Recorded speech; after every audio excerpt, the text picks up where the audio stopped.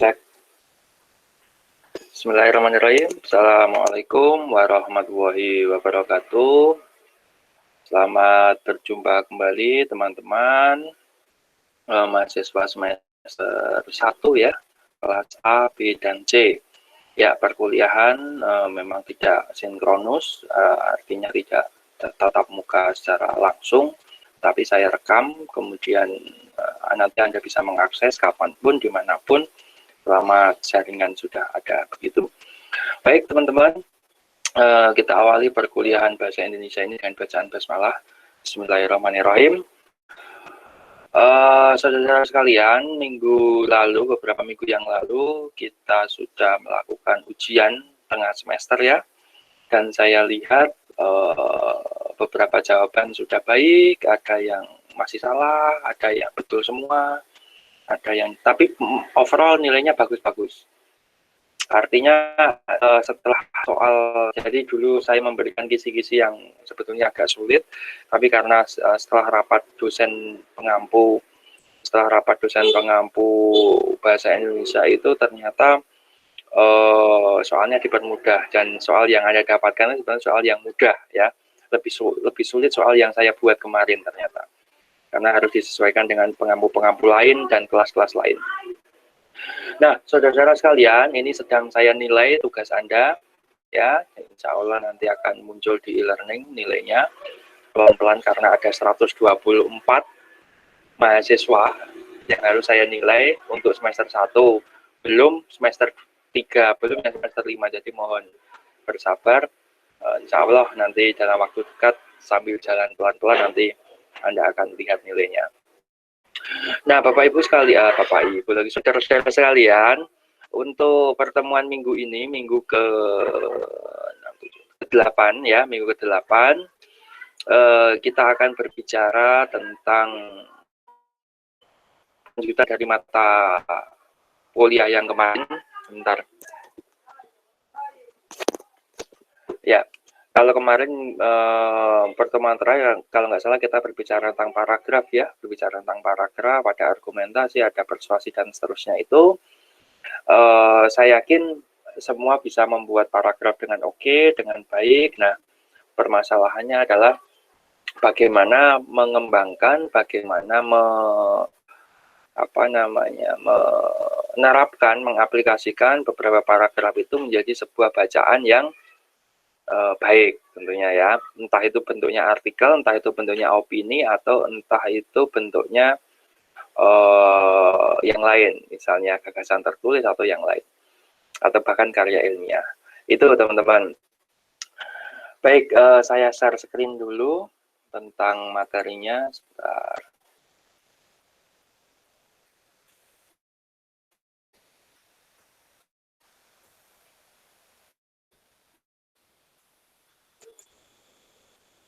Ya, sudah terlihat, G. Oke, sudah terlihat. Sebentar. Nah, supaya share screen dulu. Teman-teman, nanti rekaman ini Anda bisa lihat di YouTube saya. Jangan lupa like, subscribe, and comment. Wah, biar seperti YouTuber itu. Nanti filenya akan saya upload di YouTube ini. Oke, teman-teman. Dalam menulis dalam menuliskan, bentar, ini kok nomor 1 ini yang diklik. Nah, dalam mata kuliah bahasa Indonesia, karena memang Anda itu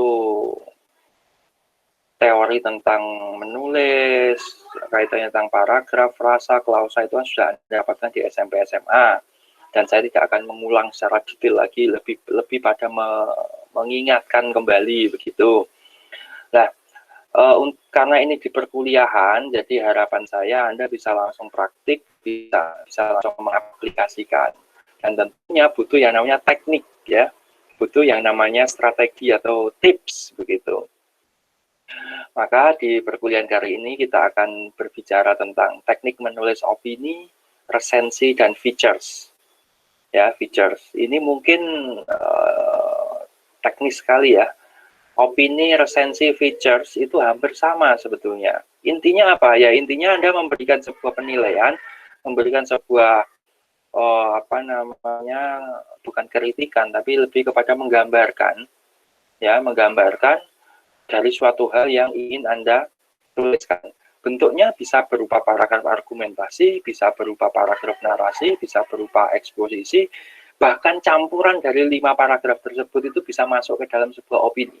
Karena opini yang bagus itu tidak hanya sekedar memberikan argumen saja, tetapi juga harus menceritakan, harus menggambarkan, mendeskripsikan, harus menginformasikan, eksposisi, harus mampu mempersuasikan, sampai dengan memberikan anggapan. Jadi kalau sudah masuk ke wacana, teman-teman sudah masuk ke wacana, itu kompleks sekali, sangat kompleks atau sangat detail sekali hal-hal yang ada di di paragraf. Makanya kemarin paragraf argumen, paragraf persuasi Anda harus paham, ya, karena itu modal awal untuk menindaklanjuti sesi-sesi selanjutnya. Nah, hari ini, minggu ini kita akan berlatih menulis opini, resensi, dan features. Ya, apa itu? Sekilas saja ya. Kalau opini jelas ya, Anda tahu lah opini, berarti opini kan pendapat ya. Resensi itu kan berisi penilaian, ya, penilaian berisi apresiasi, berisi tentang kelemahan-kelebihan, menilai sesuatu, bisa buku, bisa film, bisa musik, apapun itu. Resensi arsitektur sekarang baru ngetren ya. Resensi arsitektur itu contohnya apa? Mengomentari tentang bangunan atau rumah. Wah, rumah ini minimalis, rumah ini bagus, bahannya terbuat dari ini. Alangkah lebih baiknya jika itu, resensi arsitektur. Ada juga resensi makanan. Dulu waktu ada makalah wisata kuliner ya, wisata kuliner yang Maknyus itu loh, yang Maknyus itu siapa ya? Udah meninggal itu orangnya. Itu sebetulnya resensi itu. Wah, rasanya lembut sekali, manisnya tidak pahit, tidak bikin enak dan seterusnya itu. Pak Purbo itu Pak siapa itu? Pak, ya itulah yang sudah meninggal itu. Wisata kuliner. Sekarang ada makan receh kalau nggak salah, makan receh atau makan enak yang ada siapa yang itu loh, yang kalau mau maghrib itu biasanya. Ya itulah pokoknya yang di Trans 7 itu sebetulnya resensi makanan ya, resensi kuliner. Dia memakan, menilai, memberikan komentar, menilai apakah makanannya enak atau tidak, sama. Hanya objeknya yang berbeda, mau buku, mau lagu, mau musik, film, apapun bisa dibuat resensi. Tapi prinsipnya resensi adalah memberikan penilaian dan features. Features itu apa? Features itu sebuah tulisan yang khas. Sebuah tulisan yang khas atau tulisan yang memiliki ciri khusus. Anda mungkin di Instagram itu pernah membaca ujung-ujungnya cuma iklan. Itu salah satu kelebihan ciri-ciri features. Wah, menginap liburan memang sangat penting. Bisa menjadikan otak kita fresh. Bahwa ujung-ujungnya menginap di hotel ini menggunakan Traveloka. Itu features. Mungkin Anda yang suka mendengarkan Spotify yang pakai versi gratis itu kan ada kata-kata yang 10 detik biasanya.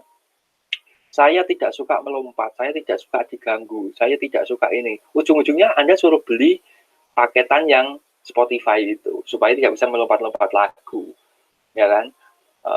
Ya itulah salah satu features itu seperti itu. Dia khas, unik begitu. Bisa berupa di dalamnya opini, resensi, features itu bisa berupa apa namanya argumentasi terusnya. Itu teman-teman sekalian. Kita lanjutkan. Nah, ini nanti Anda bisa baca sendiri ya. Tulisan yang berisi gagasan, ulasan, kritik, ya, ilmiah populer, contoh kualitas pendidikan yang buruk, kisah negara korupsi, bencana yang terus mendera, mentalitas pejabat, etika makin merosot, kemudian sekarang agama dibawa-bawa ke politik, kemudian ada isu-isu apalagi isu tentang pandemi, ya itu semua kan opini dan features. Features itu hanya teknik penyajiannya. Kalau hanya sekedar opini, ya sebaiknya pandemi ini segera selesai. Ya, itu kan sederhana ya, tapi dibuat dalam bentuk yang berbeda. Itu Ini karangan kreatif atau karangan khas yang terutama adalah untuk memberikan informasi sambil menghibur tentang suatu kejadian, situasi, aspek kehidupan seseorang. Dalam istilah surat kabar, features disebut juga dengan berita ringan atau soft news atau kisah di balik berita. Anda mungkin yang pakai Twitter, banyak sekali features yang muncul di Twitter. Contohnya apa?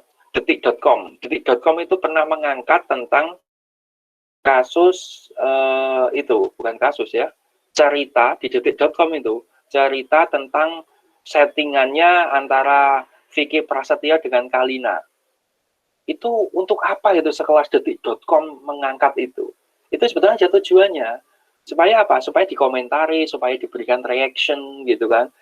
Oh, ternyata tidak melulu orang yang serius sekali-sekali ya bercanda, dikasih kisah-kisah berita yang ringan, yang nggak penting gitu.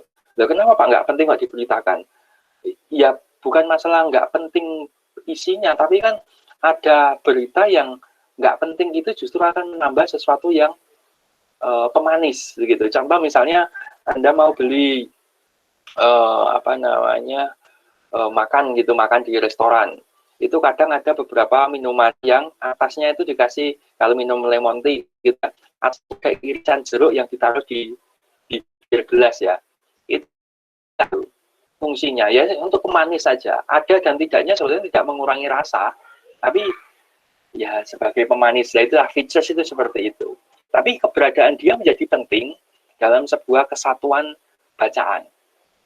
Contoh kalau Anda makan di restoran yang agak berkelas gitu, atau restoran yang agak mahal, itu kadang nasi goreng itu atasnya ada apa ya namanya, daun apa ya, daun seledri atau apa yang lucu, atau mungkin cabai yang diiris-iris menjadi bentuk yang agak lucu gitu, atau mungkin lalapannya, mentimunnya bentuknya bintang atau apa. Itu kan tidak mengurangi rasa, hanya menambah kecantikan. Ada dan tidaknya nggak mempengaruhi rasa sebetulnya. Ini bentuknya cantik, unik begitu kan. Nah, itu sebetulnya. Itulah hampir sama dengan features. Dia hanya ringan-ringan saja dibaca. Alhamdulillah, orang yo nggak masalah, nggak efek sebetulnya. Itu. Tapi hal kecil seperti itu penting dalam hal apa namanya, untuk sebagai kelengkapan, ya kan, sebagai kelengkapan. Contoh misalnya Anda ke kampus ya. Nah, misalnya Anda kuliah nantinya, atau mungkin Anda pergi kemana gitu, kadang kalau wanita kan mencocokkan antara warna jilbab, warna baju, warna sepatu, warna celana, dicocoknya semua. Tapi bagi kami, para lelaki itu kadang tidak ngefek. Anda mau pakai jilbab warna kuning, bawahnya warna putih, asal tidak kontras banget, itu juga kami para lelaki itu tidak ngefek, nggak begitu peduli. Yang penting Anda tampil sewajarnya gitu, nggak masalah. Tapi kadang wanita dan seperti itu atau berpakaian seperti itu supaya ingin dipuji oleh wanita lain sebetulnya, bukan dipuji oleh lawan jenis. Ya kan? Sadar nggak sih? Iya itu. Misalnya kadang saya jilbabnya warna krem, kemudian bajunya warna kuning, celananya warna hitam, tasnya harus ya krem gitu. Kalau tasnya warna merah kan masuk ya. Tapi kami bagi para cowok ini, saya nggak begitu memperhatikan itu. Iya, yang penting kamu terlihat bagus, bersih, rapi, udah selesai. Itu kadang dandan sewah seperti itu cuma hanya ingin dipuji oleh sesama jenisnya. Gitu. Beda dengan cowok ya, cowok kan kalau laki-laki dandan, wah rambutnya harus dibuat wah, keren, pakai pomade yang klimis, parfum, baju-bajunya yang berkelas, sepatunya juga agak mahal, itu supaya menarik lawan jenis. Nggak mungkin laki-laki dandan keren cuma ingin dipuji laki-laki. Enggak. Paling laki-laki hanya muji, wah jam tangannya keren, waduh sepatunya keren. Hanya gitu doang. Tapi tujuannya adalah supaya menarik lawan jenis, beda dengan perempuan. Itu. Jadi features itu ya sama, seperti itu. Jadi dia hanya untuk menarik gitu loh. Entah itu menarik lawan jenis atau sesama jenis, saya nggak tahu. Tapi dalam konteks feature itu dia hanya ingin supaya melihat tertarik saja. Masalah tertariknya itu juga penting atau nggak penting itu tergantung membacanya. Misalnya di balik musibah bencana, kisah penjual daun jati, pemecah batu, peraih medali emas, dan seterusnya. Contoh kisah di balik pandemi. Ya, itu kan yang penting kan pandeminya. Contoh misalnya pedagang yang merugi atau beberapa karyawan dirumahkan setelah pandemi. Dulu sebelum pandemi saya menjadi karyawan, tapi setelah pandemi saya sekarang jualan nasi uduk. Jualan nasi uduknya itu nggak penting, karena itu jualan nasi uduk di depan rumah saya juga ada, di samping rumah itu ada jual. Kenapa harus diliput penjual nasi uduk? Tapi karena dia dibalik atau sebagai pemas sebuah berita yang sangat besar itu menjadi penting. Gitu teman-teman. Gitu nggih? Ya, semoga bisa dipahami.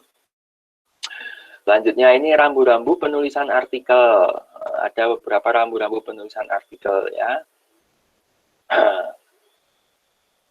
Artikel, apa sih artikel? Artikel itu ya sebuah tulisan yang berisi sebuah gagasan atau sebuah ungkapan atau sebuah kritikan tentang suatu hal. Artikel itu bisa berupa resensi, bisa berupa opini. Ini gitu loh. Jadi artikel itu sebuah wacana singkat yang membahas pada satu topik tertentu. Itu namanya artikel. Tapi kalau banyak topik namanya buku. Itu ya bedanya. Nah, artikel itu bisa berupa opini, bisa berupa resensi, bisa berupa apa lagi ya?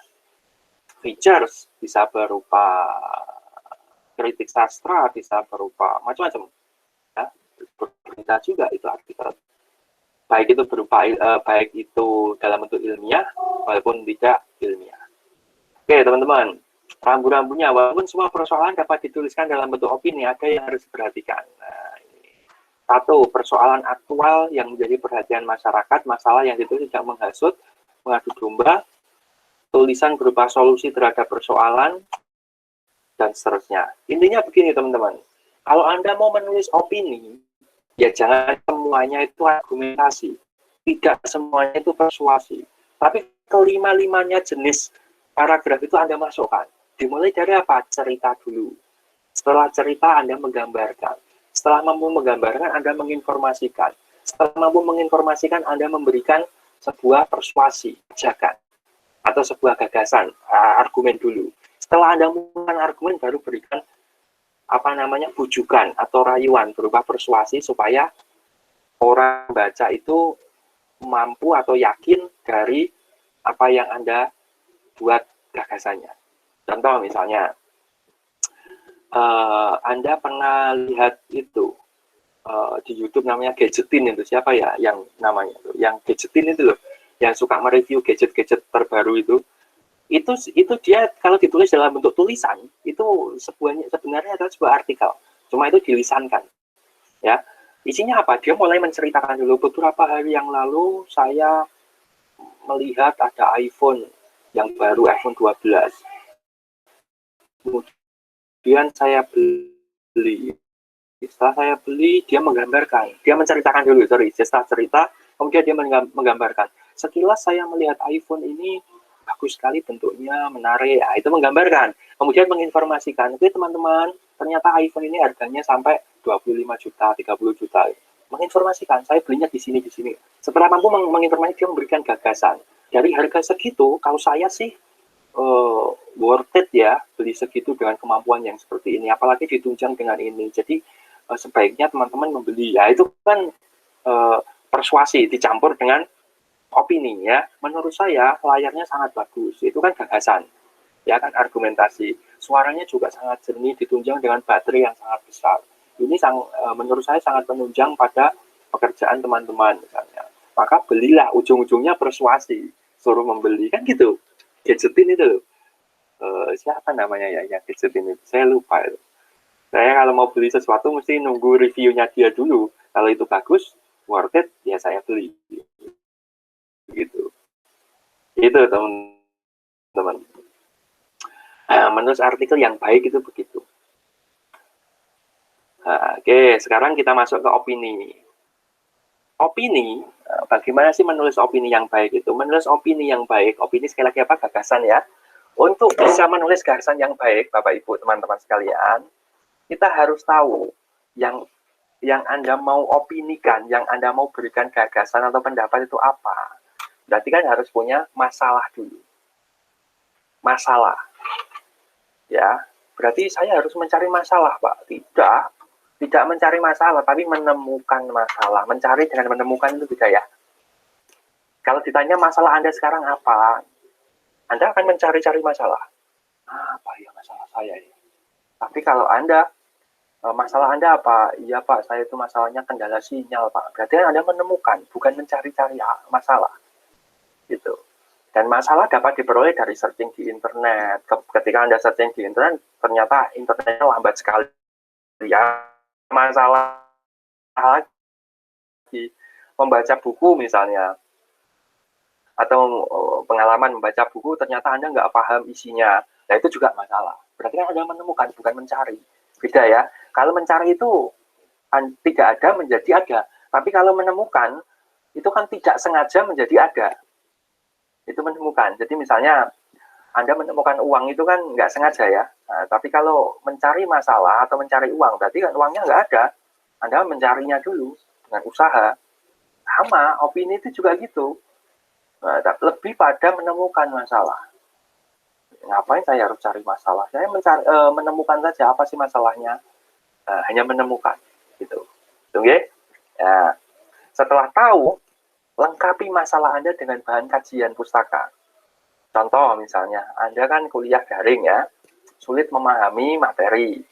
Ada slide mungkin kalau dari saya, misalnya slide tentang opini ya, atau slide ini ya, Anda baca, dan Anda nggak paham.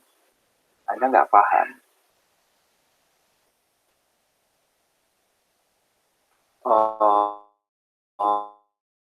Anda nggak paham, kemudian Anda harus bisa berupa internet, bisa berupa buku, bisa berupa jurnal atau yang lain. So, nah ini bagi penulis pemula, diskusikanlah masalah dengan pakar. Ini penting bagi pemula ya. Saya, Anda semuanya pemula. Ya anggaplah begitu pemula ya. Sama halnya kalau Anda punya masalah kemudian curhat dengan teman lain, berarti Anda itu pemula. Iya, harusnya curhatnya sama siapa? Sama Allah. Berarti kalau Anda sudah mampu curhat sama Allah, berarti Anda sudah pro. Bukan noob, ya. Karena anak sekarang main FF itu noob. Noob bocil. Wah. Tapi Anda sudah pro. Jadi kalau sudah Anda punya masalah, curhatnya sama Allah, lewat sholat tahajud begitu, Anda curhat sama Allah, itu sudah pro levelnya. Tapi kalau Anda punya masalah, curhat ke sahabat Anda, ke teman Anda, itu masih noob. Ya, masih newbie gitu. Karena masih pemula ya. Ya sama, saya juga kadang begitu, punya masalah saya cerita dengan sahabat saya, itu wajar. Tapi ya itu dianggap sebagai pemula. Gitu nggih. Karena apa? Ya masalah itu muncul itu kan sebenarnya dari diri kita, bukan dari orang lain. Iya, ada yang menganggap bahwa itu nggak masalah bagi saya, ada yang masalah sekali. Ya, misalnya Anda dikatain, oh kamu gendut. Gitu. Bagi orang-orang yang lain, nggak masalah emang gendut, sobat. Tapi ada orang yang tersinggung. Misalnya orang yang biasa kurus, kamu selama pandemi itu malah gendutan sih. Itu ada yang tersinggung loh. Tapi kalau ada yang memang dari dulu sudah gendut, kamu kok gendut kan? Ya dari dulu gendut, udah selesai. Nggak ada masalah. Jadi masalah itu adanya pada diri Anda. Makanya nggak usah dicari. Cukup ditemukan saja. Menulis opini juga begitu. Tinggal nanti opini tentang apa. Kalau opini tentang pendidikan, ya jangan mencari masalah. Tapi masalahnya apa sih pendidikan saat ini yang Anda rasakan? Wah, saya merasakan pembelajaran daring itu boros. Ya sudah, ditulis itu opini.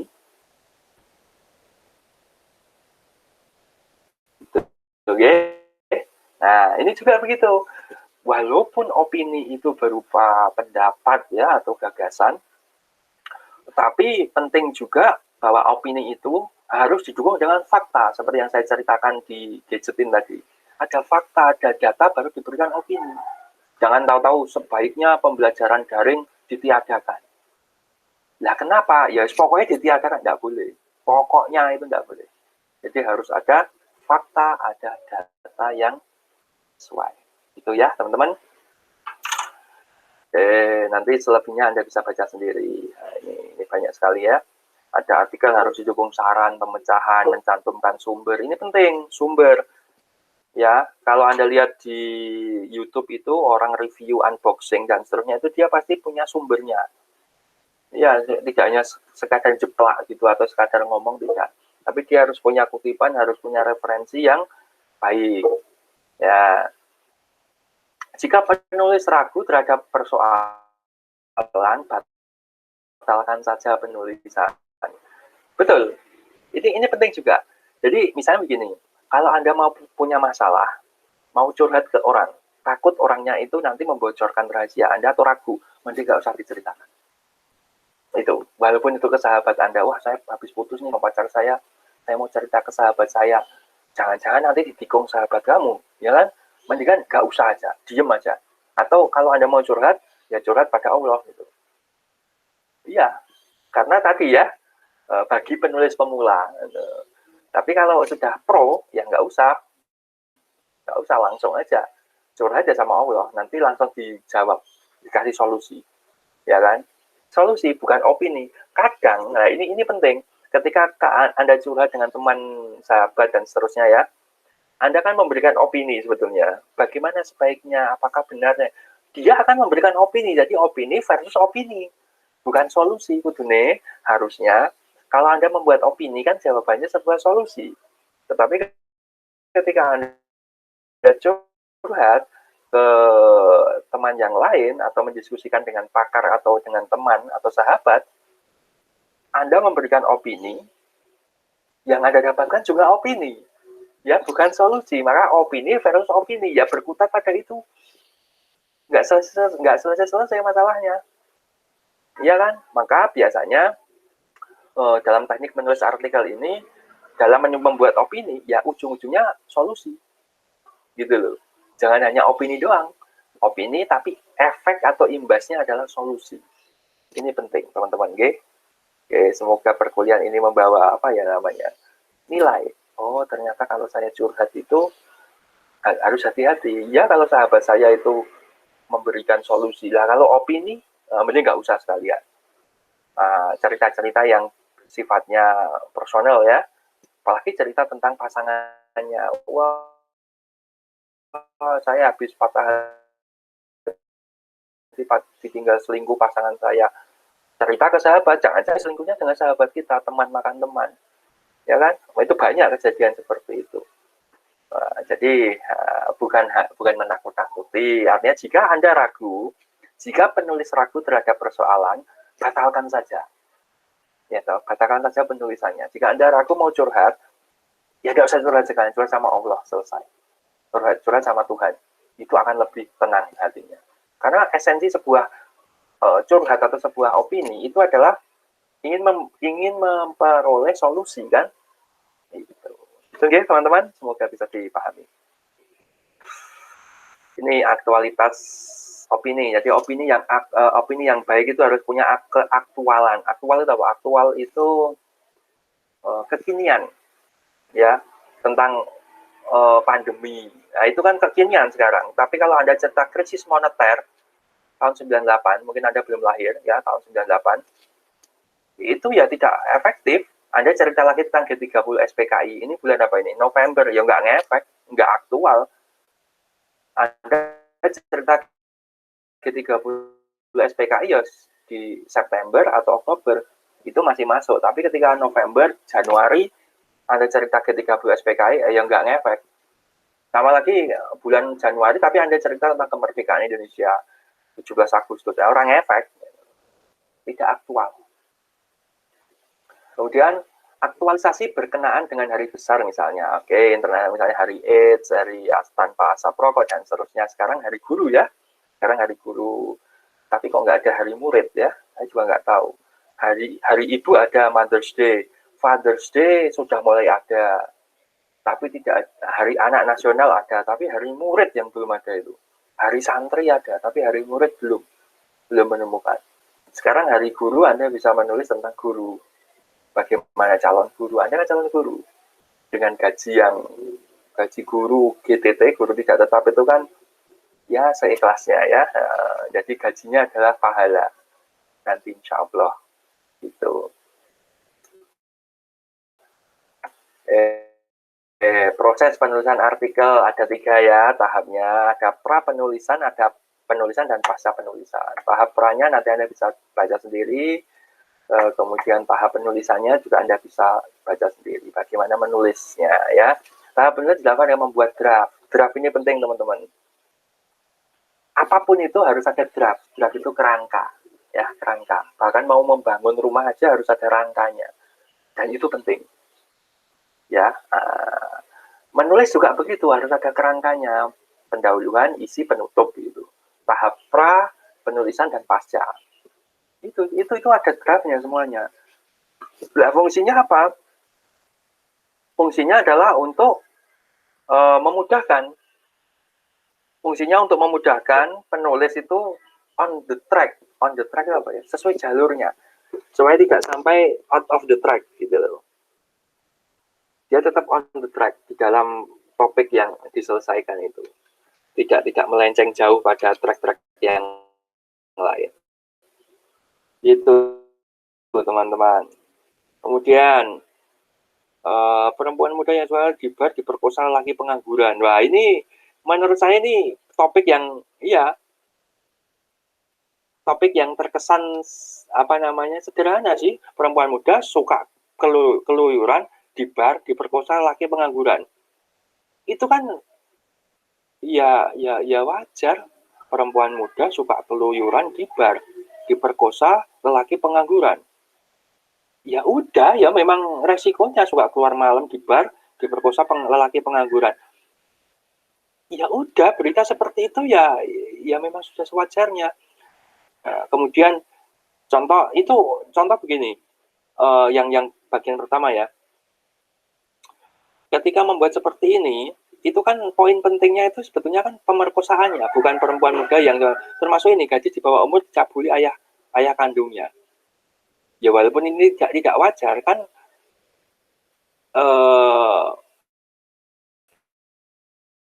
siapa sih yang enggak yang nyangka ya kan, seorang ayah kandung dinodai pacarnya ketika ekspedisi di Semeru.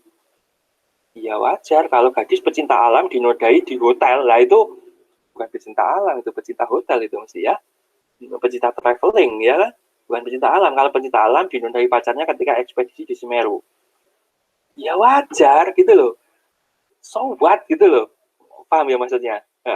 Jadi opini itu begitu. Jadi kalau memang itu, tapi kan yang diangkat bukan masalah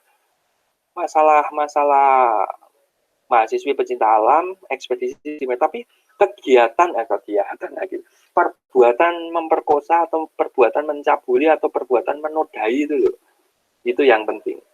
Jadi termasuk begini, penggunaan diksi diperkosa, dicabuli, dinodai itu kan rasanya beda. Aku ternoda dengan aku diperkosa, aku dicabuli, beda nggak rasanya? Beda kan? Kalau cabuli itu kan untuk anak-anak, di mana ada salah satu yang tidak sepakat gitu loh. Yang satu mau, yang satu tidak mau, itu diperkosa. Tapi kalau dinodai, itu kan seolah-olah pas mau sama mau. Aku ternoda. Itu kan mau sama mau kan? Cuma bahasanya ya dinodai. Nodanya di mana? Wong mau sama mau ya kan? Gitu. Gitu teman-teman, semoga bisa dipahami sampai sini. Nah, ini tahap pasca. Setelah draft selesai, melakukan editing, pemakaian kalimat, bentuk, tanda baca, dan seterusnya. Gitu. Di jenis artikelnya ada artikel populer, itu yang ya Anda seperti tentang ya yang populer ya, tentang pandemi, yang menarik, mudah dimengerti, ringan, itu populer. Artikel penuntun praktis atau guideline. Biasanya artikel ini ada di di rumah sakit misalnya, petunjuk pemakaian ruangan operasi misalnya, itu ada guideline-nya. Petunjuk menolong korban, pertama-tama pompa dadanya, kemudian berikan nafas buatan itu misalnya, dan seterusnya. guideline. Di perkuliahan ada guideline-nya, biasanya berupa modul, biasanya itu guideline, modul-modul praktikum. Nanti kalau Anda praktikum, Anda dapat modul. Itu teman-teman. Kemudian artikel politik, selain pakar politik, siapapun dapat menyoroti persoalan dari dimensi politik. Misalnya, penulis dapat menginterpretasi permasalahan politik. Ini tentang politik saat ini ya, agama yang masuk politik, artikel olahraga, dan seterusnya. Tinggal kontennya, artikel kebudayaan.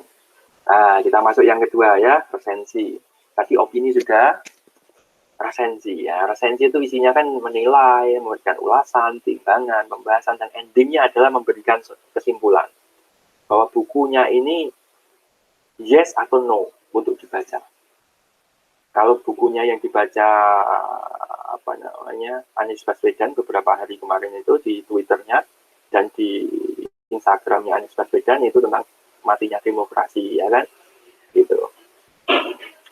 Banyak yang membaca buku itu, plus minusnya luar biasa ya.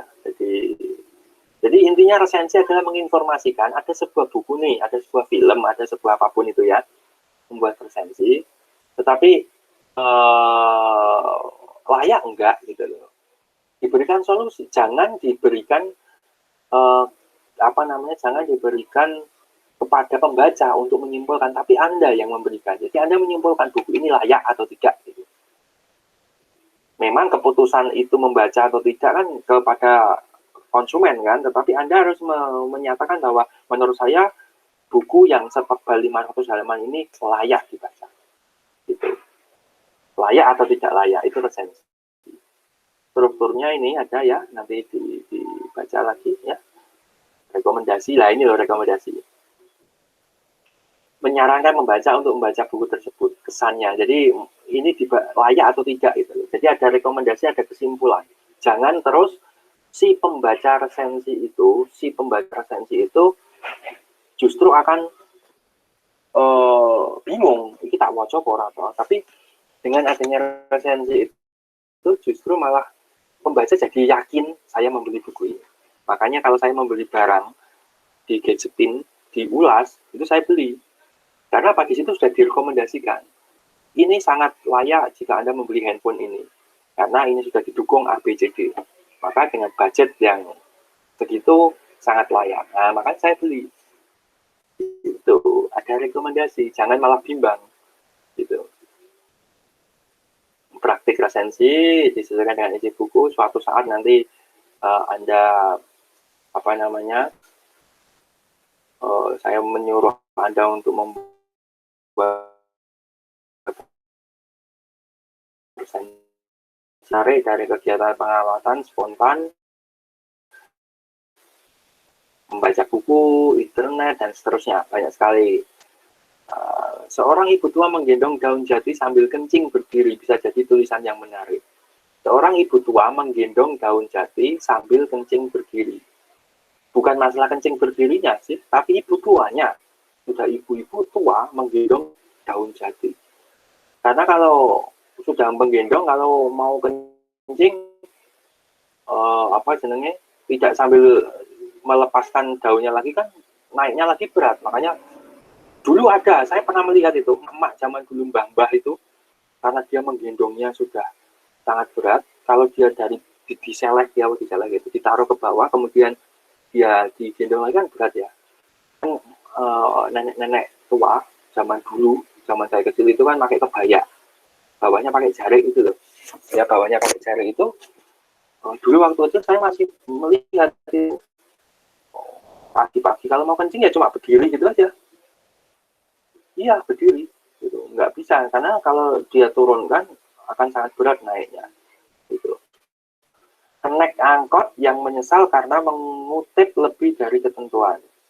Jadi maksudnya kan naik angkot itu menyesal karena menarik uang tidak lebih dari ketentuan. Misalnya jarak antara Jogja ke Semarang itu 100.000, dia nariknya 200.000. Akhirnya kan orang nggak mau naik kendaraannya dia lagi. Tipsnya juga, tulis apapun juga yang menarik dari tempat ibadah. Misalnya, Misalnya Kick Andy, kalau itu topiknya tempat ibadah ya. Kalau topiknya sekarang tentang Habib Rizik ya, tulis apapun yang menarik tentang Habib Rizik. Ya, misalnya, itu hal sederhana. Tapi itu bisa jadi menarik, entah itu dari sisi keluarganya, entah sisi dari ajarannya, sisi dari apa namanya Habib Rizik itu, kekerasannya atau dakwah yang potos gitu, tidak santun. Misalnya kalau Muhammadiyah, NU itu kan ciri khasnya dakwahnya ada dakwah yang santun, ya kan? Beda dengan Habib Rizik dengan dakwahnya itu yang agak keras gitu. Muhammadiyah, NU santun, kalau ada pengajian ya santun, tidak marah-marah. Gitu. Setelah punya data, nah tentunya kan Anda harus punya data dulu. Nah, kemudian dibuat draft. Setelah draftnya selesai, kemudian ditulis ya. Kalau opini atau artikel itu berapa paragraf, Pak? Ya, tidak ada batasan paragraf.